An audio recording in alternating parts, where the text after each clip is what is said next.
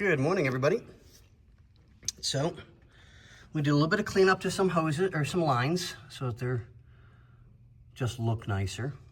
As you can tell, there's been some leaking oils over the years. So we got the carburetor off.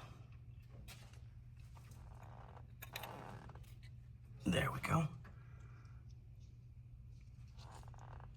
And we can put that back in. I'll put it aside and take care of it later. Okay, so carburetor's off. Everything's disconnected, put to its side. Da-da-da, da-da-da. Ooh, no, it's an earthquake. Oh, sorry.